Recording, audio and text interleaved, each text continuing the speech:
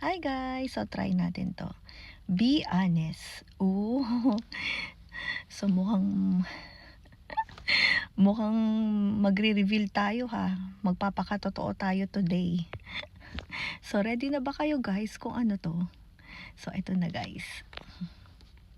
So ayan na, be honest. Be honest kaya saan? You pretend you don't care but you do. Ay, parang meron na tayong vlog na ganito. Yan, you pretend you don't care. O yun nga guys, kasi nga minsan hindi natin pinapakita talaga yung emotion natin sa mga ibang tao. Kasi nga, ayun nga, mukha lang akong hindi mabait, na wala akong pakialam. Pero siyempre, hindi ko rin din naman alam guys kung kailangan nyo ng care, kung kailangan nyo ng help.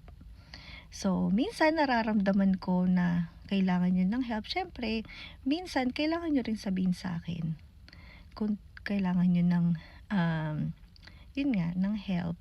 Siyempre, mukha lang talaga akong hindi, walang pakialam. Pero talagang I care. Ayun nga. Actually nga, hindi lang talaga ako mas nagpapakita ng emosyon. Yun yung problema ko. Kasi nga tinatago ko. Na kala mo, minsan din okay ako pero hindi ako okay.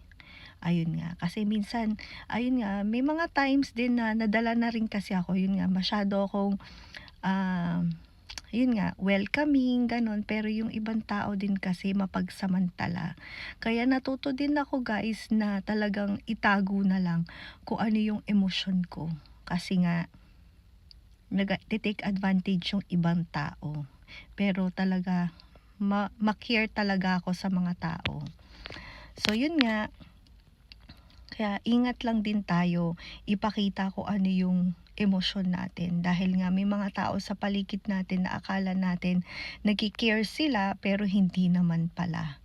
Gusto lang nilang makita kung ano ka. And then sa likod mo, ayun, pinag-uusapan ka nila.